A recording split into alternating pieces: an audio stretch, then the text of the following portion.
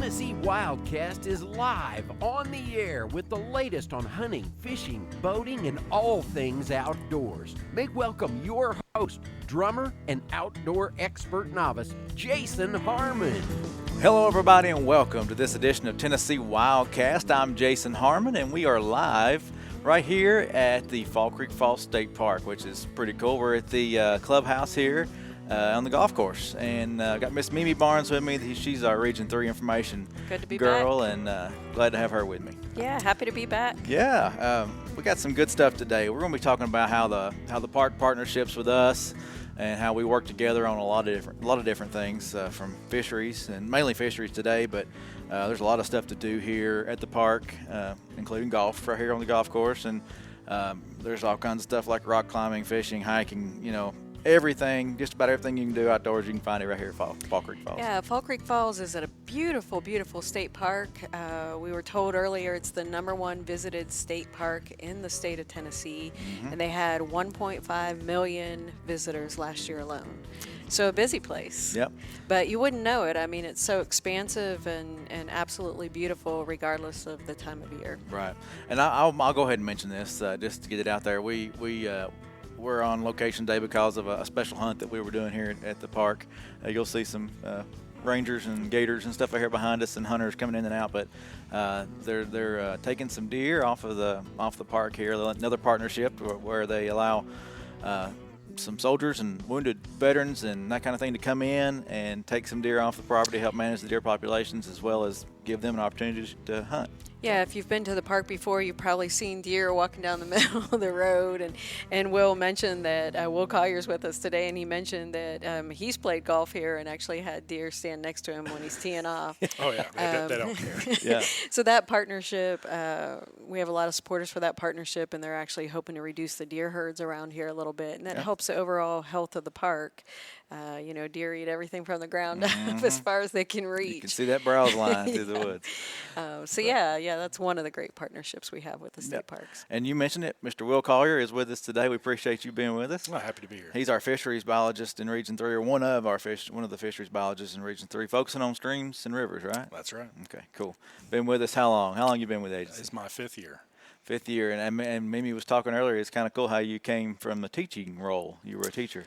Yeah, no, I got out of school, got a master's in biology, mostly in fisheries, working on sturgeon on the Tennessee River, and then it's kind of hard to break into the scene of TWRA, especially in fisheries and biology, just because it's a job where people, when they get it, they don't leave, they don't quit, they either retire or they die out. I mean, so I had to wait for an opportunity, and very happy to be here and working in that. But no, I taught school for about 3 years, middle school math at a local middle school, elementary school, and cool. Definitely an interesting experience to kind of use now with education when we do school groups. So He's a lot more patient with his coworkers now.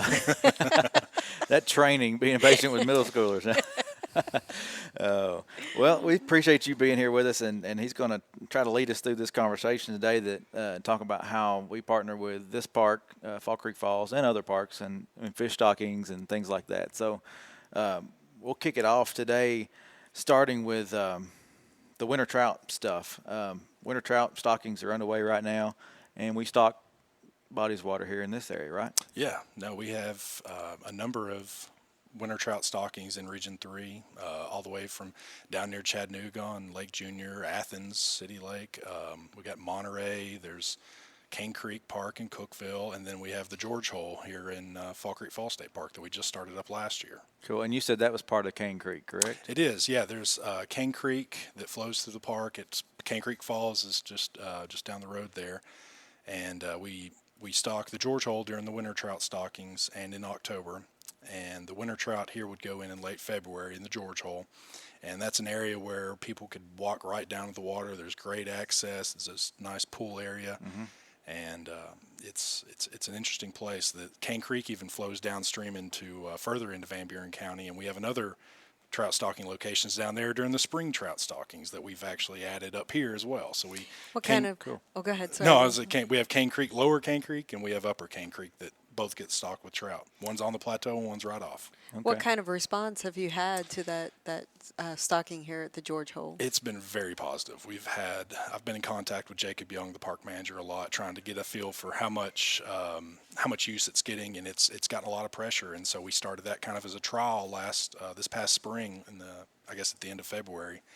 And we kind of checked in enough, and we got a lot of response. I even came up here just to check on it, see how it was, and I actually ran into a guy that was from Chattanooga, had never been to Fall Creek Falls State Park before, and he just wanted to come up and try his hand at fly fishing for the trout. And I asked him how he did. He's like, "Oh, I've already caught 15 this morning. Wow. I'm trying to figure out how I'm going to get home because my wife's calling me. I'm trying to, she's trying to get me home, and I keep catching fish. So, I mean, I was like, well, that's a good problem to have up here. So yeah, that's awesome. Very happy to hear that. Yeah, I was speaking to Jacob, I was talking to him earlier today, and he said that they're seeing an increase in visitors as far as people wanting to rent cabins or camp. It's bringing in revenue for the park, and even though the inn is down, they've closed it and they're remodeling or whatever they're doing with the inn there. A rebuild. The folks are still coming and camping and using the cabins and stuff during this winter trout adventure. And that's when Jacob and I first started talking about stocking Fall Creek Falls or the state park, not the actual falls. Yeah. With trout, is that it was a time when it gets minimal use. The park does, and so they're looking to increase visitors during that time of year, and so bringing in trout and having people catch trout and being able to keep them, it's definitely a good thing for the park and for us as well. Yeah, and a lot of people don't think of a state park as a fishing destination, but obviously this is a nice one, and it is a beautiful place to visit. You mentioned earlier that you've done some survey work here too. What else do you find outside of trout here? Well, for those that have been here, they've been on, they see the lake that, was by the inn and over some of the cabins that overlook the lake. We have a rotation on some of our state park lakes that we're on Region 3. We're able to go out and do some electrofishing surveys to see how those state park lakes, the bass, bluegill, red ear populations look. And Fall Creek Falls is one of those that's very important to us just because it's so large. It gets a lot of fishing pressure. And so last year we came out and did our electrofishing survey and picked up some really nice bluegill, shellcracker, and some nice largemouth as well. Oh. Wow. It's a lot of good fishing opportunities. Oh, yeah, that's, cold water and warm water. And y'all have stocked, and correct me if I'm wrong, shellcracker and catfish, is that Yes, right? just this past year we had this fall, we were able to put in some more shellcracker, red ear sunfish, and put in some channel catfish as well. And Jacob was praising those efforts, that, the fishing is great, these lakes and ponds needed that, he said we needed those fish, and it's improved them. That lake is important too. We partner with Fall Creek Falls State Park for the free fishing days, and there's a huge kids event here during that time. I've been up. I don't know if you have. I haven't made it up to this one, but no, I've heard it has a huge, number of kids here. I know Kyle Walling, Officer Walling, is here, and he always tells us there's hundreds of kids out there every year. Yes, Mark Patterson from Bledsoe County and Kyle Walling, both those officers are heavily involved in that day, and there's hundreds of kids that show up. Great turnout, great prizes, and then of course we love seeing the kids out there with their fishing poles actually catching. And they do bring in some nice fish that day from your stocking efforts. Yeah, we do a stocking just for that, for free fishing day, like we do some of our other free fishing day events for the kids. We do just a large catfish. The catfish that went in this fall were much smaller, because we're hoping they're going to grow up and be big one day. But we put in a smaller number of large catfish specifically for that event, usually the week of, if not a day or two before, just to give that extra shot in the arm for the fishery. That's good information. That's probably something people don't know. Our stocking size of fish is not always, you're not stocking these kind of fish. You're stocking smaller fish. Can you explain that a little bit just so people at home know? Yeah. So a lot of our year-round trout fisheries, we stock fingerlings, brown trout, maybe 3 or 4 inches in length, knowing that they're going to grow and get larger. And, the Caney Fork River, Center Hill Tailwater, just in DeKalb County, Putnam County area, we've never really stocked any large brown trout ever in that river. It's always fingerlings and maybe 7-8 inch fish tops. Because the water's cold enough that they're going to survive. Exactly. They're going to survive. They're going to get bigger. And, we do that survey every year, electrofishing, 15 miles of that river. And almost every year we're picking up 24, 25, 26, up to 30 inch long brown trout. That's exciting. 10, 15 pounders out of there. Wow. We know that they were, the size of your finger when we put them in. Wow. So, but like I said, for Free Fishing Day, we always stock large 1-2 pound catfish at a lot of events. We're out, the fisheries personnel are out every year for Free Fishing week. We call it week because it's not just the day for us. Correct. Yeah. It starts early for us because we get out there and we're, there's days and nights where we're there till midnight stocking fish all over the state. So, but it's great. And then, so that's normal stockings, but then, like you said, the special stockings for those Free Fishing Days. But then the winter trout fish are still a little bit bigger, right? They are, yes. No, these winter trout, they come from primarily Del Hollow National Fish Hatchery, as well as some of our state hatcheries like Flintville, Buffalo Springs, Tellico Hatchery. And, we can't sing the praises of the Fish and Wildlife Service enough when it comes to those federal hatcheries. They're the ones that spawn the fish, get the eggs, send them to some of our other hatcheries. They eventually grow out. And the winter trout specifically are the ones that we're getting 10, 12-inch fish. I was talking to a friend of mine that was fishing a winter trout over near Murfreesboro on the West Fork of Stones just the other day, and he said every fish he caught was 12-plus inches. Wow, that's great. And so that's a quality fish. Makes it fun. Oh, yes. And folks can visit the Dale Hollow Hatchery. I mean, these places are often open, like our Tellico Hatchery down south. They're open to the public, and folks can come in and actually see the operation. And Tellico, I know they can feed the fish. Oh, yeah. Yep. Kind of fun and exciting. And we were just there not too long ago That's for true. a show. So that's true. I made a note here to check the website. The interactive guide for the stocking dates, the interactive PDF, I should say, is really cool. Brandon Simcox has done a lot of work on that. You can click on a location. It'll show you on a map where it is, and then under there it gives you the regulations for that and what you can take, what you can't take, and all that kind of stuff. So directions and everything right there in the interactive PDF on our website, tnwildlife.org. Yeah, tnwildlife.org, and click on fisheries, and that winter trout stocking schedule is on there. And it goes beyond that. Here we are talking about Region 3, but there's so much that happens statewide, not just within this region, but far beyond these 24 counties.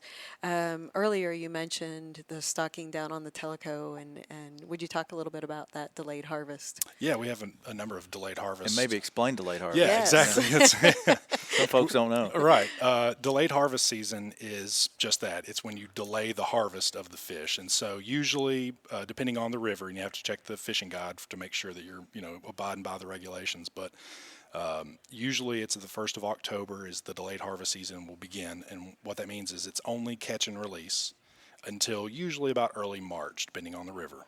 And what that does is that allows us to put in fewer fish during a time of year where maybe not too many people are fishing, but to know that those fish are most likely going to remain in that area and grow throughout the winter without us having to feed them to get them larger just to be back in the stream in the spring. So it's not only good for the people that are able to come fish them because they're, being able to be out there, but it also allows us to have fish that are larger quality without us spending our resources raising them.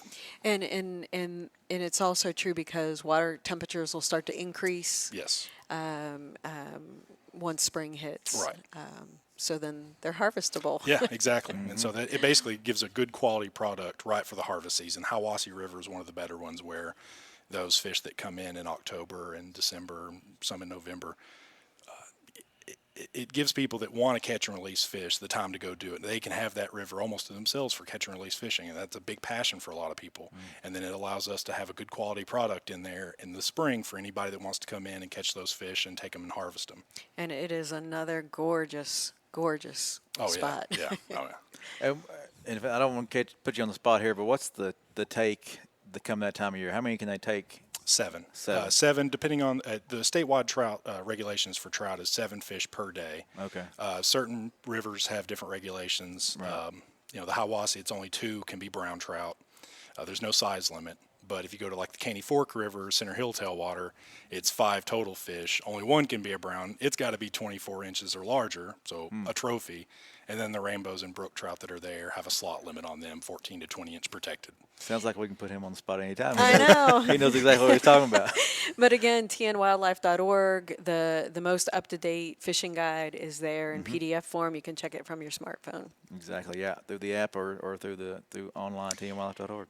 So we spent this time talking about trout, winter trout stocking, but you mentioned muskie to me earlier, and about muskie fishing in some of these areas during the winter months. Can you talk a little bit about that? Yeah, well, we're in, the watershed. We're in the Caney Fork River watershed right now. The Cane Creek that, just down the road goes into the Caney Fork, eventually comes into Great Falls Lake, then into Center Hill Lake. But this whole watershed, Cane Creek, the Collins, the Calf Killer, it all has a naturally reproducing muskie population or muskellunge. And it's a trophy fishery. It's 50-inch minimum length limit on these fish. So I mean, literally, they got to be this big. If you say I caught one this big, I'll believe you, because it's not a fish story. We've seen them, and we do survey work every year to keep track of the populations and make sure they're doing well. But there's a lot of people that it's a big passion for them. They fish northern muskie up in Minnesota and Michigan and Wisconsin, and they fish all summer long up there. And they drive down here, and some of them stay throughout the winter just because their lakes are frozen. They stay all year down here to fish for our muskie. Just for that. Are these guides that come Some down? of them are guides. Okay. Some of them are just really, they may not stay all winter, but they'll definitely come up. There's a group of people that come in every winter and fish for about a week. Wow. So I got to ask you, what's your favorite fish? Oh, man. I don't know. Probably brook trout, just because it's our state's only native trout, and it is beautiful. I mean, it's green and yellow on top and red fin. The white stripe. Exactly. Yeah, they're everything. They have little blue, purple dots on them that you can't really see unless they get mature and they're older. So yeah, it's a beautiful fish, and it's, if you're going to find them, you got to go to someplace beautiful to find them. You got to go to those higher elevation mountain streams with the clear, clean water to be able to find this fish. Mm-hmm. I remember I did some survey work with you all, and I want to talk more about your survey work, but we were doing survey work at a really remote place in the mountains that we couldn't drive to. We had to hike in carrying all the gear, which you all take quite a bit of gear. Yes. and I told my husband, when you're driving down the road and you think, no one ever goes there, I said, that's where we went. Yeah. That's where you all were willing to go to collect that data for the longevity of our only native trout. So Yes. I really appreciate the work that you all No, do. we enjoyed it. It's great fun. No, I can tell you do. Yeah. I can tell. So talk to us about, we hear all these terms internally all the time about surveys and krill and all these different types of surveys that you take and biological data that you collect. Can you talk a little bit about those processes throughout different times of the year? What you're doing now and what you'll start in the springtime. Right. I tell everyone my job is seasonal, where I do, I'm doing one thing this time of year, and I'm not going to do that in November. It's very seasonal work. Where we're on some of these state park lakes in the spring. We hit as many as we can. There's so many, not state park lakes necessarily, but so many streams and rivers in the state that we can't hit them all in a year. But we try to hit the ones that have the most angling pressure and are some of the more popular ones that have great resources. So we've been on the Collins, the Emery, the Calf Killer, the Barren Fork, Chickamauga, just all over the place. And that's just in Region 3. The other regions do just the same amount of work. But what we do is when we're electrofishing, it's just that. We're electrocuting the fish. It doesn't kill them. It doesn't kill them. It just puts them in a state called tetany, where it just makes their muscles contract. And they just float up, and we dip them out, put them in a live well. Once we get to a certain point, we measure them, record the data, just to get an idea of how the population is looking. And we do that on, like I said, the state park lakes, the streams, the rivers, and the reservoir crew does the same thing on all the major Tennessee system reservoirs, Cumberland River, all the ones. We also do krill, like you mentioned earlier, and that's krill, C-R-E-E-L, not K-R-I-L-L, like the whales eat. So, and all a krill survey is just a krill clerk or a surveyor going out and asking a set of questions to get an idea on how much fishing pressure there is, and what's the harvest and what's the catch rates. Because, how do we know? How do we know what this resource is worth? Well, it's a great river, so we love it. But to put numbers to it, it takes survey work. And most of the lakes get krilled about every year or so. And we do a number of rivers, like the Caney Fork River this past year. We did krill on it. And we're also doing krill surveys on our winter trout program, where we just asked, how long have you been fishing? Where are you from? How many have you caught? How many have you let go? Just to get an idea of what the demographics of the anglers are, as well as how the fishing is. And I was going to mention, and you probably want to add to this, but don't be afraid of those folks. They're not there to write you a ticket.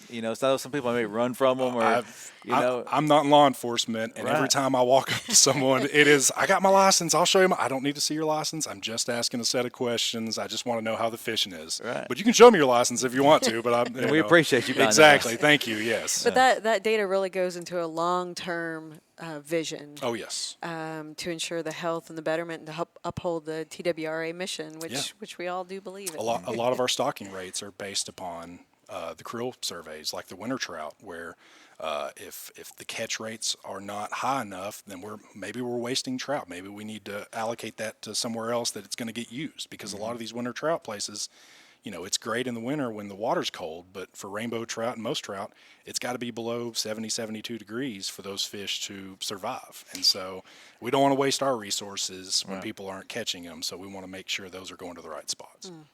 And then back, kind of on that same note, the winter trout stocking, you don't get as many in East Tennessee just because they've got their trout streams, right? And then but they're branching out. There are a few more there in the Knoxville area, I think, this year, and opportunities in East Tennessee. But the main reason we stock these winter trout stocking locations more central to west is because they don't have as much trout opportunity in those areas. Yeah, East Tennessee has a lot of tailwaters that are year-round fisheries. It's got a lot of wild trout streams.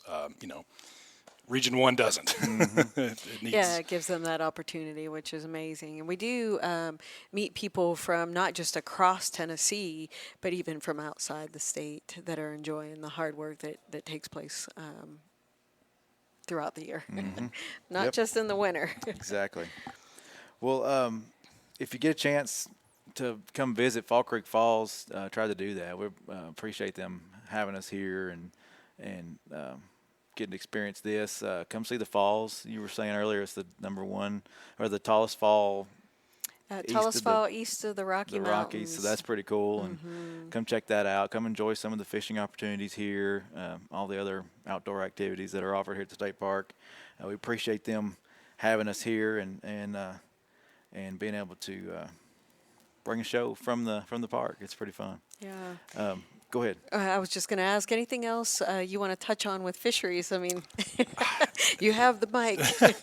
Just to compliment what you said about this area and visiting these places, I've got family, all of my in-laws are from Michigan, and they visit twice a year or so. And my wife and I have been married for 10 years. And there's always someplace within an hour or two away they've never been and are always impressed with. Our state parks, our state natural areas, our WMAs. I grew up here. I don't think about it that way, but you get an outside perspective on it, and we have something in this, in this state that most states don't. Yeah, the diversity, which reminded me earlier when you were talking, I just have to tell a story. I can't remember where we were, and you all were doing an electrofishing demonstration in the water, and our fisheries guys know fish so well that someone pulled out a little fish, and Will, his eyesight's much better than mine, obviously, but Will had to count the scales in between the eyes to know what kind. I don't know if it was a chub or what it was. There's a number of ways some of those fish that you have to count scales or gills and So we're talking about sports fish here, but you all are looking at a plethora, variety of fish that might not be considered a sport fish, but nevertheless they add to the beautiful state of Tennessee's diversity. Oh yeah. Yeah, we have. We've started and working with the U.S. Forest Service about doing snorkeling demonstrations for kids. We did a couple this past summer where we take them and up in the Catoosa WMA on Daddy's Creek, and we got in the water with them. We had snorkels and masks, and I've taken my kids, and people don't realize what we have in these streams and rivers. You just think about bass and trout and things that you catch. Tennessee has more species of freshwater fish than any other state in the U.S. Amazing. And a lot of those are little fish, but they're beautiful, and darters and everything else that we have, people just don't think about. So it's nice to see people that may have not known it was there. You put a mask and snorkel on them, and they're like, "Oh my gosh, I've lived here my whole life. I had no idea these little fish existed, and they were so beautiful." And that goes back to what you were saying earlier about how within an hour's drive, probably from anybody's home, there's something you haven't seen. Exactly. Haven't experienced. Yeah, you don't have to stick your head under the water to find it. Right. So with a few more minutes left, if somebody wanted to get into what you're doing, how would you encourage them to get into the world of fisheries? You have to have you're right. You have to have a passion for it, like anybody that works for our agency. You can't just not enjoy being outside and wildlife to do this job. And in all weather conditions. Exactly. I grew up loving the crocodile hunter as a kid. I just one of those. Steve Irwin. Talk about a guy with passion. Mm-hmm. He was. I looked up to the guy, and then I didn't want to necessarily do what he did, but I definitely saw his passion, and I worked. Made great, good grades in high school. Went to Tennessee Tech University, got a bachelor's degree in wildlife and fisheries. But Tennessee Martin, UTK, they all have programs like that. Mm-hmm. I got a master's in biology, emphasis, like I said, in sturgeon on the Tennessee River. But we're working with students from Tennessee Tech right now to give them volunteer opportunities, doing creel work on some of these winter trout places. And that's really for these students that are already in the pipeline. That's what separates. They need to be able to have feet on the ground, working with us and seeing what we do to really gain an appreciation for what we do. And it always helps when you know someone like that and you can vouch for them as you're interviewing them. Mm-hmm. This kid, I remember him when he was 19 as a tech student. Look at him now. Yeah.